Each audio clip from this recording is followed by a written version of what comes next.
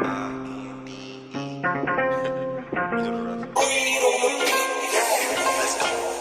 you the best, and she love me when I'm in it, and she never be pretending, nothing that's friend. She gon' tell you what she bought it, cause she know you can't afford it. Know you can get it, looking exquisite, no competition, stay on a pivot. Who be watching, they be plotting, she so motherfucking independent. Mama be big, got on her grind, she had to get out her mama house. Not a rapper, but I keep trying. Hi, welcome to the E Spot with Camille. I'm back, season 4. I'm so excited for my guest. Like round of applause. Congratulations. Thank you. I am working on a sound effects machine, so next time I will sound even more bougie. I can't wait. But today I'm so excited about my guest. I had to get all 90s R&B. Not that you have anything to do with 90s R&B, but I like, what are the odds, right? But I'm like, I'm living my high school life. You seem to be living like your best high school life, and then just introduce you a little bit more.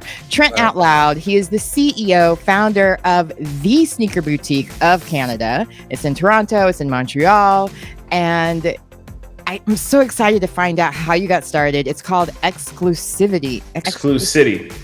Yeah, that's it. Yeah. EXCLUCITY. I was probably studied it over and over again, listened to different YouTubes. I was like, oh, I got it.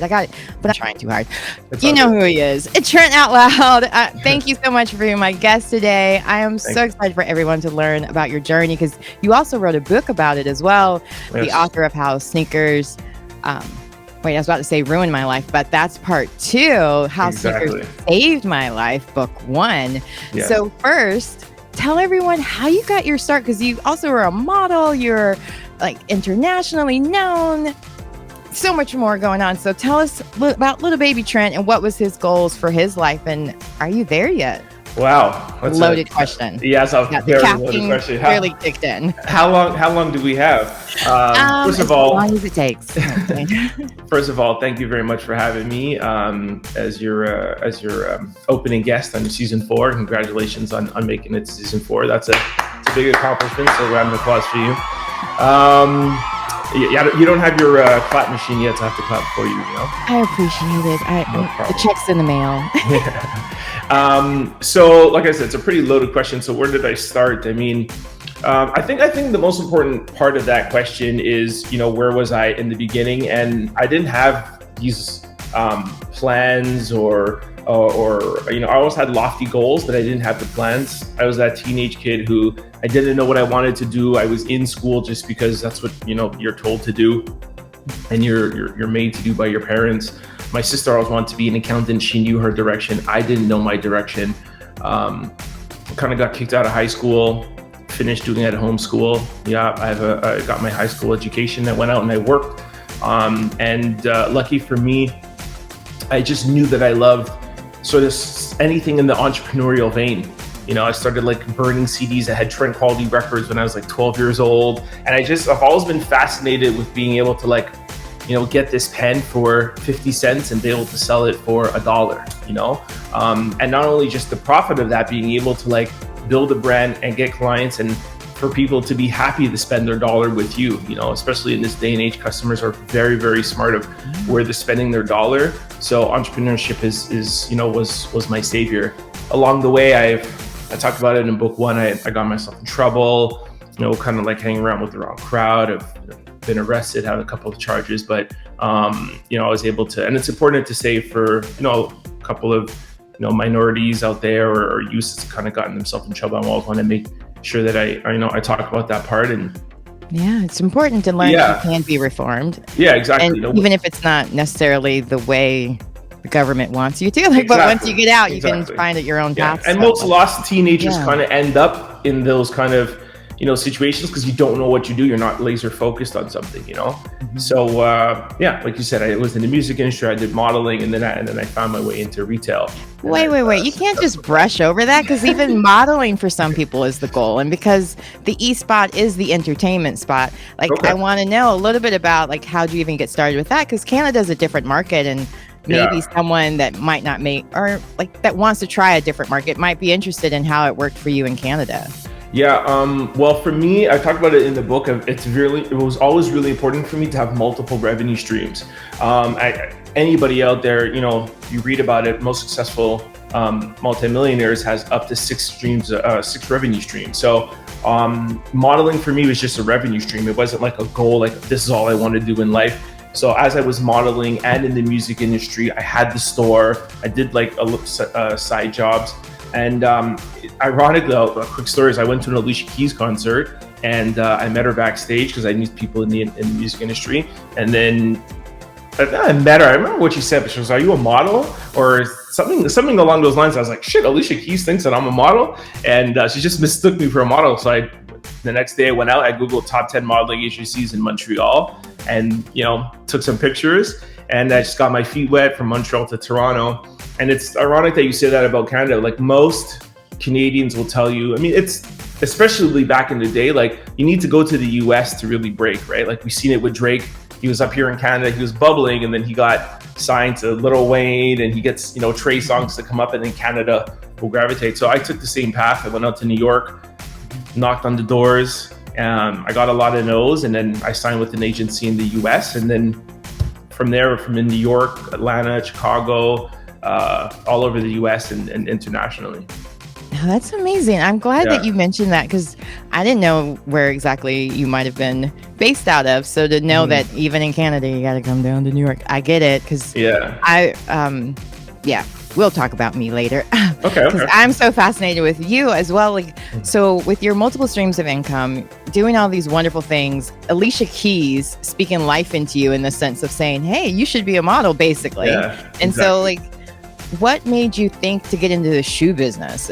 Because you go from thinking of Married with Children, Al Bundy, the shoe guy. You're not that guy. Like you got a lot of swag, a lot of flavor. So what made you decide to gravitate towards that? Because I read about you being from selling do-rags and CDs out of your trunk of your Honda Accord or Corolla, something like that. Yeah, Honda Accord. To owning like a bunch of stores and being one of the top brands in Canada. Like, how did those steps for you work out? Like, what were some of the things that really helped you climb in that direction, or know to go in that direction? Yeah, again, it was just the hustle. I was just grinding. Like, I was driving to, I talked about it in the book. It's in chapter 2. There's a kid at the YMCA. He was selling long tees and do-rags, and he was buying it from Plattsburgh, which is like an hour away from Montreal, but he was buying it from a retail store. And he was just asking me to help. I've always loved mentorship, even back in the day. And then I was like, well, your first thing is that why are you buying it from a retail store? You need to find it at wholesale. And he's like, what's wholesale? I talk about this, I describe it in the book. So I'm like, you want wholesale? You got to go to New York City, my man. Canal Street, find the plug. So we went down there, we found the plug, and I was, buying long tees for $2, do-rags for 50 cents and selling them up here in Canada out the trunk of my car for $20. Do the math. That's some serious margins. I think Shark Tank would be like, whoa, look at those margins. Exactly. I talk about this all in the book too, about, how I took his little, side business. He just like went on the Greyhound bus and like was taking teas, in like a little suitcase. But I'm like, all right, here's how we could take it. You look at your profit margins, and we scaled it. And then we got so busy, and I was selling like, I had sales reps in every high school around Montreal. I went to like metro stations. I was literally just exhausted of driving around all day. And I was like, all right, we just got to get our little brick and mortar store. Yeah. So is that when you started in the tattoo shop, or? Yeah, I started in the basement, the tattoo parlor. Yeah. And it just took off from there. And get into business, you have the clientele, and I'm like, we got to branch out. And then from that, 3 or 4 years down the line, Rockaware, we started getting brands that was distributed in Montreal, and then Rockaware came to us and like, yo, we have a boat shoe. And I'm like, I don't want to get into sneakers.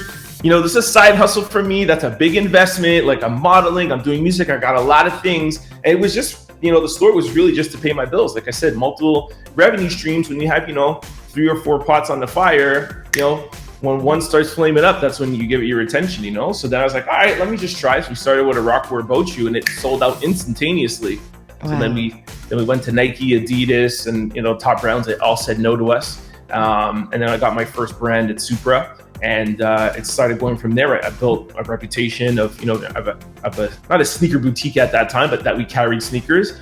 We rolled that up presented it to Nike and Adidas, and then we got those brands. And then from there, I was like, okay, it's a pivotal moment in book one. I talk about making that shift from like having these multiple revenue streams, and then you have Nike at your door, Adidas saying, hey, we're in your door now. We like you. We want you to grow. We want you to push. You want to go to Toronto. And then I'm like, okay, I was driving to New York and being in Atlanta and over here and in South Africa. And I'm like, if I'm going to scale this business and take it to the next level, have a multi-million-dollar brand, that's when you're like, okay, my 6 revenue streams, let me cut out 2 or 3 that are not, they're taking up more time than actually giving return, Yeah. And then I took that risk, and here we are, a national brand. Wow. And here I am on your show. Well, 4th season, we're going up. Now, so what was your first shoe? Like, what was your shoe that you coveted? I'm assuming you're a sneakerhead in real life too, not just one that sells them. A little bit, yes? I don't consider myself a sneakerhead.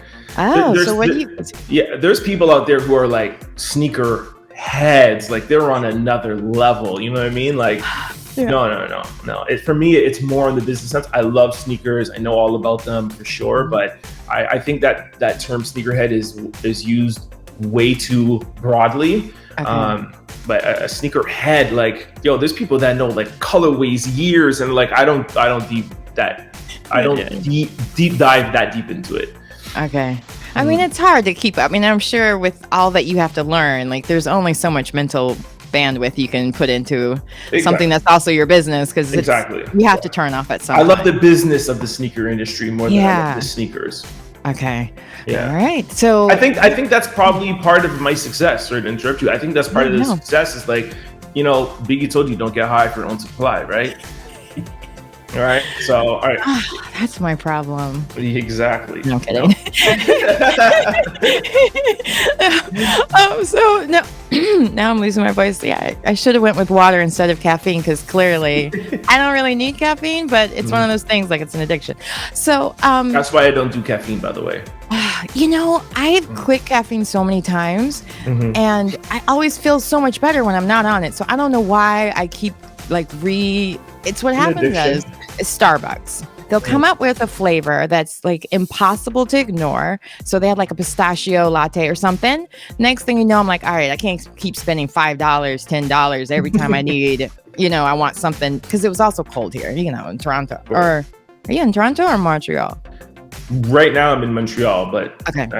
I'm in Toronto a lot as well too. You're internationally known. I know. You got a house in every area code. So, that's what keeps like every winter. Then next thing you know, I'm like stuck on it. So it's getting ready to get over with, because Lent is coming, and I always like try to give up something, and usually it's either sugar or caffeine. So I'm just gonna start early, because it makes me like tongue tied too, which is not helpful for what I do. So that's why I was like, oh yeah, don't get high on your own supply. Yeah. Well, hey, no shame here. I always say that like everybody has their addictions, like my sister is like a square. She has her little addictions that she can't break. And it's like, buying things for her house. Like, and for me, like, I talk about it in book 2, right? Like, I wouldn't say like addicted to alcohol, but like I got to a place where I was very heavily dependent on it. Yeah. But I'll wait for you to get to those parts of the book. No, wait, you skip through it. Let's go ahead. Because speaking of letting addictions go, like I like to go where the conversation goes. And since you brought it up, or I guess me admitting mine, but I don't drink at all. I'm sober as well. Really? Well, I don't know if you're completely sober. I won't make that assumption on you. But yeah, so like I'm curious for you, how did you recognize that? What made you decide to? Because I think with the pandemic, so many people are like finding ways to comfort themselves that aren't always the best. And so to hear somebody that's so successful, that's doing it all, like how did you realize, oh wait, this isn't the right path for me to get where I need to go? Yeah, that's why I thought it was really important. I love both my books, they're like my children, but I think book 2 is really important, because you have a lot of books out there that talk about successful entrepreneurship, how to get up, grind, whatever, blah, blah, blah. And I have that in book 1, but book 2 really deals with like the downturn of my business, and what started in like 2015. I kind of felt little kind of whispers, and I was like, hey, things aren't going the way as planned. And then 2018, I lost $2.23 million. $2.23 million in 1 year. Yeah. And that's counting. No, I'm kidding. Yeah. Who wouldn't count 2.32 million? I just wanted to make sure. That's 2 million. No, there's a 2.3 on there. That's another $250,000. That's a lot. Yeah. So, and that's when I really I'm come from Jamaican parenting, and being however, that's it's within our culture. I really didn't know how to kind of deal with the with the difficulties of like the downturning of my business and having to remortgage my house and to having to take out loans and having to live week to week of like not knowing if I was going to have a business, not knowing if I was going to lose my house. So alcohol was a comfort for me. It wasn't to pick me up or it wasn't whatever. It just kind of just made me forget. And so I still drink now, but I feel like I have a better handle on it now that my life is better. That's what book 3 will be about. It's like how I was able to discover. Book 3 is how the pandemic saved my life, quarantine saved my life. So I was able to deal with that and get a handle. And now I drink when I want to drink. I don't drink because I have to drink, But it took me a long time to get here. I went through a lot of therapy, a lot of coaching. I think it's probably something I'll have to deal with my entire life, actually. Well, I'm glad that you're bringing this up because there is so much stigma in the Black community and maybe even in the Jamaican community on that same front for men to just be so macho, and even for women, like we're supposed to be superheroes and be able to handle it all. And it proves over and over again that's not the case. And so I want to know, for you, when did you know you needed therapy or outside help beyond your friends or family? Well, I talked about it in book 1. Like I had some issues when I was a teenager growing up in my home with my father and just with life. And that's my first experience with therapy. Throughout the years, I've gone to like couples therapies with girlfriends and stuff. So I've always kind of like known that it was there and known how useful it was. It wasn't until I just got to a point, like I remember coming back from Paris Fashion Week, and I turned my Instagram camera and I just looked at the camera. I'm like, yo guys, I know you see me like in Paris, you see me traveling and you see me having all this fun, but shit's not all it's cracked up to be, and I'm getting off of social media for a while. And I just turned off my phone and hopped in an Uber and went to the liquor store and was just drinking. And I was like, okay, this just can't be me. And I called my doctor and I'm like, I think I need to speak to somebody, Yeah. For people who also might be struggling because of the pandemic, for like just average life issues, like what were some of the things that stuck out to you that helped you with your like figuring out who to see, or like even finding your therapist? Because I know for myself, even like I've had the hardest time finding a therapist to connect with. So like I have one now, but it was a process. Like I was like, I tried, it wasn't for me, and not realizing, no, it was just that therapist wasn't for me. But therapy is like, I can't always burden my friends with every thing that's going in my head, and they don't really know all the ways to help you cope. You don't want to be that friend. Yeah, I feel like two parts answering to that question. I didn't really talk to my friends about my issues. I didn't talk with my family about it.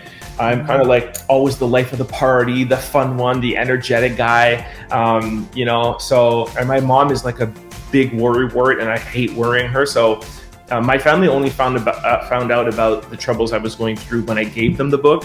That's why the book is dedicated to my mom, and it says, "Mom, I know parts of this book will be alarming to you. No mother wants to see their son in pain. I'm sorry." And she just read that and she just like burst into tears, But I gave it to her first before anybody else, like the preview copy, and I'm like, sorry. I internalized it. So this was another reason for me why therapy is important, because you need to speak to somebody about it. To answer your question about finding a therapist, I was recommended a therapist from my health physician, and I liked him right away. He's one of Montreal's like leading psychologists. So I don't know if that's why, because he was so good, why I liked him. But I think really what I've been learning as I talk to people about therapy is think about what kind of therapy you're going to. there's different kinds of therapy. And I do cognitive behavior therapy. Have you ever heard of that? No, do tell. Cognitive behavior therapy. Take notes, people. Yeah. Yeah. So there's psychotherapy, there's this or whatever, etc. And I feel like what they call it, like the Hollywood therapy, is like you're sitting down on a couch, laying back, and like, what happened in your childhood? What happened here? And your mother didn't give you a tea and gave your sister tea, and that was the moment that you were hurt, and this is the reason for everything bad that happened in your life. That's Hollywood therapy. You're right. Cognitive behavior therapy is more like a coaching, and it deals with the now. It deals with the present. So, okay, Trent, what is it that you're having problems with? I'm having problems with A, B, C. Okay, how are we going to deal with this? How are we going to isolate these issues, and how are we going to excel? So when I go to therapy, it's the same therapy, or it's the same kind of work that like Navy SEALs do. It's literally training and practicing of your mind. I liken it to going to the gym and saying, I want to lose body fat, fat on my stomach, arms, and my legs. So you can literally go in, and therapists are literally trainers for your mind. They're mental coaches. That's why the stigma around therapy is mind-boggling to me. Yeah. You know what I mean? Like, you go to see a professional for everything else. When something happens with your car, you go to a mechanic. When something happens to, your leg, you go to a doctor. But we deal with our minds every day. There's nobody on this planet who doesn't have anxiety, who doesn't have stress, who's nervous with something, and you want to deal with something internally, but there's so much stigma around it. So I'm not saying don't focus on your therapist, but do your research and find out the different therapies that are out there. And I feel like once you find a therapy that works for you, that's when you'll excel. No, I'm glad you brought that up, because I meet people who say they're cognitive behavioral therapists, and I'm just like, okay, thanks for sharing. It's way, and I never think to Google it or look it up. So I'm glad you broke it down, because I was, for some reason, I thought it had something more to do with people with disabilities or something, like it was helping that. Yeah, and it's not like cognitive is being aware, being cognitive. Yeah. Behavior is your behavior, and then therapy. So it's like, it's your aware behavior therapy. Like, why is this happening? Why did you get into trouble with your stores? Were you opening them too fast? Okay, how are we going to change this? Okay, and you're drinking. How do you want to stop drinking? It's really up to you. And what you learn is that you have all the tools, but you just don't hold yourself accountable to it. Just like how you're talking about coffee, right? It's like, I say I'm going to stop, I say I'm going to quit, but you're only dealing it with you. But if you have a coach and you have somebody there, they can wean you off of that and hold you accountable. There's homework to do. It's not just going and talking. There's homework, there's work, and there's things that you could train and change your patterns and change your behaviors for the life that you want and the life that you deserve. Like, so many great tips, so many great things. So I want to get back to your business and just I want to get back to your book, because you've said a lot about it. I want to know what inspired you to first start writing your book. What was the process of getting it published? Like, how did that go about for you? So I've been writing my book for like 13 years. And I actually started it when I was modeling. Like, I was in China and South Africa. And I don't know if you know about modeling. Like, you're really sitting down all day doing nothing, waiting for an email and a casting Hurry up and wait. Exactly. Yeah. So I'm like, man, I want to write a book, because I was always an entrepreneur. I was always doing things. So I wanted to write, like, started out as a how-to book, how to live your life, how to live your truth, how to passion, etc. And it just was horrible. And I've always had it. And I tried to start a YouTube channel and Instagram, like, meme and motivation page. And then during the pandemic, like, I took the pandemic as an opportunity. It's like, we're never going to get a time that we're not trapped, like locked down. No, in our house. It was a fancy trap, but it was still like, where else can you go? During lockdown, I took it as an opportunity to say, like, hey, we're here now. It is what it is. We're never going to have this opportunity again. So let me make the most of it. Like, what's something that I've always wanted to do? And I was like, fuck, my book, So I took out my laptop and I was looking at stuff. And then I was like, maybe I'll try to write it in another way. And I started writing it in my voice. I started writing it, and I just started writing about me, about my experiences. And I gave the 20 pages to a friend of mine, and she's like, this is how you have to write your book. Fuck all that motivation, this, whatever. Just tell your story in your voice. And it just, it just went on from there. And I just feel like there's a lot of great people out there. There's the Gary V's of the world. There's the Tony Robbins that will, can give you those steps. That's not my forte. It's not my specialty. I think what I'm good at is just telling my story and telling my journey. And I leave it up to you if you want to take something from it and learn from it. So that was very transparent too. Like, oh yeah, I know you're saying that your mom didn't know some of that. So why was it important to say? I mean, you don't have to share what, but just to share so deeply about the different things you went through. Oh no, I went and not censored. Deep. Like I went really in, and I did an interview last week, and he asked me some questions. I was like, holy shit, I didn't realize when I was writing this by myself that I'd have to be speaking about some of these things. Yeah. But I thought it was important to. First of all, it's always important never to have regrets. Once you publish something, it's on paper, it's over. So I didn't want to feel like I left anything on the table, like Kobe Bryant, Michael Jordan, like my heroes were like, just go out there and leave it all on the court. I was very scared about some of the things I was talking about, like my father, my mother, and abuse, and there's just things that I went through, and and being arrested and all these things. I even gave it to like my banker, and I'm like, is it okay that I'm talking about some of these things? Like if the bank finds out that I have, a cancel culture record, out like there. what happens? And she's like, Trent, I think people at the bank are going to want to work with you more now that we know about your story. These are things that happened 15 or 20 years ago, and it's just an example for some young kids that might be in your position. So as I gave it to like a small circle of like 20 people, it was the feedback and of that transparency and that authenticness that pushed me to be like, okay, let's go and let's go all the way in. And for me, the books that I liked reading, and like I mentioned earlier that I have a high school education, but I'm self-educated. I read 150 to 200 business books. And I did that like late in life. I didn't even like reading. I read my first book at 26 years old. And I studied autobiographies.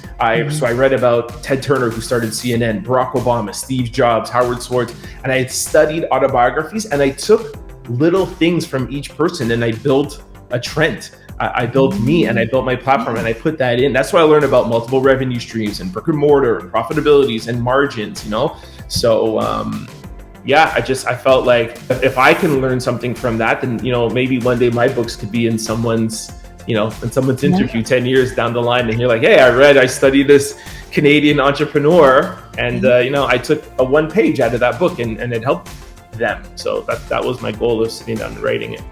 Now, with book 2, though, like you flipped it on its head in the sense of this saved your life, this ruined my life. Yeah. When you were writing book 1, did you know that you were going to do that? Or was it like after the fact you just felt, I mean, I know you said no regrets. Oh, that's a good question. Like, ooh, yeah. I mean, show the ugly side or uglier side. I think, yeah. That's a really good question. I think if I remember correctly, because what was very important for me was to write this book for a younger demographic. It's a colloquial style writing. I didn't even know about that word before my lawyer told me. So it's a term of just, I write how I speak. So it's super important that I wanted to write in the demographic. To me, it's like a long text message. It's super easy to read. When I get Barack Obama's book, I open it and I'm like, I feel so much anxiety. You know what I mean? And it's like very overwhelming. You need Google Translate. Yeah, exactly. English is the second language for me. So what's your first language? I grew up in Europe, so I spoke Turkish, German, and Dutch when I moved to America. Really? Yeah. Wow, interesting. So it was very important to me to speak to my audience. So I likened it to like it's a long text message, or it's a lot. It's like I'm literally just speaking to you. And I think what it was is that for two things, I didn't want the book to be long. I wanted it to get into someone's hands and it not feel overwhelming. And if it was 400 pages, you're right away if you'd have never read a book before, or if you're, a beginning reader, you're gonna be like, hey, 400 pages? Hell no. That overwhelms me when I get a thick book. Especially with the font this big. You're like, yeah, exactly. Are you kidding me right now? And there's no pictures in my book. And it's art. The first book is there's one really cute one of you as a kid. Yeah. Thank you. So there is, so that was it. And also, I really wanted to make two different books, and although it's me writing it, the first one is really entrepreneurial. There's some definitions about margins and profit. Like it's still a little bit of a guide, and it's like teaching a little bit, and it's the upwards trajectory. And I just thought it important to cut at 2015 of the success and the financial gain, and then talk about it in a separate book to maybe more an advanced entrepreneur that hasn't hit the wall yet and is just beginning and is still under upward trajectory, to find out the real side of entrepreneurship is what I call it. Yeah, so I thought it would be smart. So those are the three reasons, really. Nice. So what is on Trent's plans next? What are you going to conquer or tackle? What is your not final, because you're 6 dreams at least all the time, right? So what's your next frontier that you're planning on? Book, movie, scripts? What's next? Well, interesting you said that. I don't want to give away too much, but yes, I may be working on some... Eastspot exclusive. Yeah, right? I may be working on... I don't want my PR agency to get mad and be like, don't say this to people, because you never know. So I am working on some other things outside of that correlate with the book that could maybe turn into some different variations of the book. Let's leave it at that. And but more importantly, what I'm focusing on right now is my EXCLUCITY Helps Foundation, giving back to the community. I feel like I haven't done... Somebody asked me today, it's like, what have you done for the community? I'm like, nothing. Straight, honest, like nothing. I've been so in my shell working and, dealing with these stores and whatever. And I started EXCLUCITY Helps Foundation 2015. I just had a logo and I never did anything with it. So I'm really focused now on just giving back to the community, getting my voice out there and really helping the next generation of entrepreneurs coming up. Fantastic. That's one more question. I just realized something, because here locally, I'm actually in North Carolina. We had this wonderful shoe store, much like yourself. It was a shoe boutique. It had it would drop different shoes at a different time here and there. What's the name? Well, here's the bad part. They recently... No. Well, I don't remember too, but they got kicked out of the mall. Like, it was very successful, but you know how it is sometimes. When so like, even on that point, like the fact that you have so many stores, so much support, I want you to just share a little bit, like, even if there's with your foundation or anything like that, the ways they can get in touch with you to get help or advice, even because you were saying about the mentorship. Because like, I was just like, there was like different shootings or something at this mall, so they were blaming it on the shoe store as a reason, even though it was nowhere in the vicinity of where shootings happened. And no, I don't think anyone got hurt, now that I said it out loud. But you just made me think of that news story, because I was just like, my mom used to have an art gallery, and she built up this whole shopping center basically, because nobody ever visited. And now, because of this art center, or her art gallery, because she would have all these different events, she would have drum circles, like all kinds of things, poetry readings, like it became a culture center. And a frame shop came in and was like, hey, we'll pay double her rent to get her location, because it was popping, right? And it was next to a VCR or video rental store that obviously was getting ready to be on the outs. They knew it was about to expand. So can you speak a little bit even to that sense, just a little bit? Because I was like, I have you here. What are some, like, I guess, preventive measures with owning a retail store that you would, or way they could even like contact you if need be, if it's a little bit too long of an answer, because I want to be considerate of your time. But it's just like, I brought like shoes to show you too, but this is way more important. Well, to answer your question, so like I talked about this in book 2, where I had to close down a lot of stores. As there's a lot of changes going around in brick and mortar and retail and with rent. So I had to find a way how to streamline my business. So, but you can pick up the book and find out about that. Exactly. Yeah. So now we're really focused on building our brand vertically. What we could do in-house with, some online, making our stores more experience-based and less retail space, because it's just going to increase profitability. You see so many stores doing that right now. I don't know how it is in the US, but I just really went out to like a bathroom store to get a faucet, and they're like, sorry, nothing in stock. this is really like a showroom. Order it; we'll deliver it like the next day, or you can go to our warehouse. 6 months is what it's like here. Yeah, exactly. I You're right. A lot of designers, they're like maybe 6 months. Tailored suit 6 months. Like, yeah, exactly. They're like, oh yeah, I guess we're not going to that wedding after. Yeah. That happened in Home Depot. They're like, I wanted this little, can't remember what it was, a little cabin. They're like, 4 months away. I was like, okay, dude. But that's what it is. Right? Go to Lowe's. Yeah, we don't have Lowe's up here. Oh darn. Okay, that's a North Carolina based company. I do a lot of modeling with them. That's why I was humbled. But I think these 20,000, 25,000 square feet locations and having multiple, places, and it's I think those days are gone. But yeah, I mean, it's a challenge with retail. Retail is always going to be there. You're going to need some sort of a presence to, engage with your customer. But, the traditional retail experience, I think, is gone. And it's, I was talking to somebody yesterday, and that's I think that's our opportunity as entrepreneurs and as retailers, is how do we protect ourselves in this new environment, make sure that we're profitable, make sure that we stay within our margins, but also give the customer the experience that they are going to crave, because nobody wants to live just online and just virtually. So it's an interesting time, and the dust will settle in a couple of years, and we'll see who's still going to be around. Okay. And Avi, yeah. I talked about that in my book, Cocky versus Confident. There's a thin line. I'm very confident, and you have to be. To be an entrepreneur, you got to be a little crazy with your ideas to wake up and and take these kind of chances that we take. You need to be a little bit you definitely need to be confident, but you need to be a little bit on the crazy side too. I mean, you have to have some Kanye in you in a way, because facts.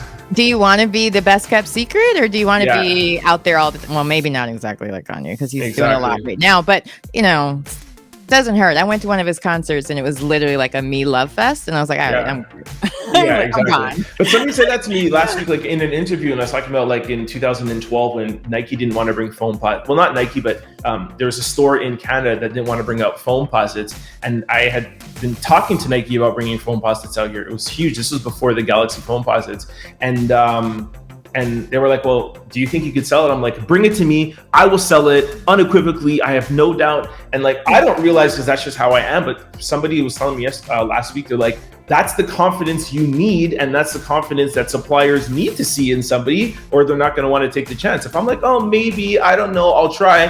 Who's going to want to fuck with you? You know what I mean? Sorry for swearing. No, that's the joy of YouTube. Yeah, so it's super important to believe in yourself, and super important to be confident, but also have people around you that will check me quickly if I ever get a little too out of pocket. But I think like you said, a little bit of Kanye is needed in everybody. Right. Well, thank you so much for being my guest. This has been so great. Just all the different things you spoke of, I really appreciate it, because I'm going to be taking notes while I'm re-listening to this, because he dropped so many great gems. And as you mentioned, his book is available on Amazon. It's How Sneakers Ruined My Life and How Sneakers Saved My Life. So you get two. Well, I was going to say 2 for the price of 1, but you don't. Yeah. It's the same price. I don't feel like you need to get one or the other. You could read book 2, how it's written. It's written, and I give you a perspective each year. So there's a Trent perspective and an EXCLUCITY perspective each year. So you could take book 2 and you don't even need to read book 1, or vice versa. So it's written in almost like a Netflix series. You could just deep dive into whatever you want to deep dive into. So don't feel like you have to get 2, but if you want to get 2, I appreciate you. Make money while I'm sleeping. Thanks. No, yeah. Well, thanks again for being my guest. It was great information, and make sure you guys all follow him. He's got all the 411 on everything: business, fashion, modeling, music industry. And so, how can everyone get in touch with you, keep up with you, or even with your shoe stores, find out when new shoes are dropping? No, I'm kidding. I heard about the backdoor comments. So I was like, how do I bring that? Because you're like, there's no backdoor. But yeah, so how can people stay in touch? That's kids online, not able to get their shoes. It's the state that the sneaker industry is in. They have backdooring comments underneath Foot Locker, House of Hoops, Champ. Doesn't matter who you are, you get those comments. It used to really irritate me, but then as I saw that they just say that on everyone's Instagram, I'm like, all right, cool. Do what you guys want to do. I've been in this game 15 years, so thanks for the engagement. Moving on. Yeah, exactly. So you can follow me on my Instagram, Trent Out Loud, or if you'd like to follow the store at EXCLUCITY. And if you want to contact me for interviews or appearances, Valise at CandiceNicolePR.com. Much for being my guest, and I truly appreciate it. And I hope you have a great rest of your weekend, and have an E-Spot kind of day. No, stop. Thank you very, very much. Really appreciate you. Thanks for having me on. Oh, my pleasure. All right. All right. So this was another episode of the E-Spot with Camille. Thank you so much for joining me, because you can truly choose anywhere to get your entertainment interviews. And I greatly appreciate that you come to my channel to watch and learn from my guests, because they really do share so much of themselves and really give some great information. And if there's ever a time that you have an interest in something or want to share, please hit me up. Let me know. The E-Spot Camille at gmail.com, or you can just hit me up on Instagram. I'm at The Real Camille Kauer, or the E-Spot with Camille on that one. And even Twitter, CK On Air 1, because CK1, get it? Yeah, anyway. All right, well, thanks again for being my guest. And this season is every Thursday at 12 o'clock. I will have some live, so make sure you come with your questions, come with your notebook, and be ready for some great information, some education all together. All right. Thank you again for being my guest. My name is Camille Kauer, and I hope you have a great rest of your day.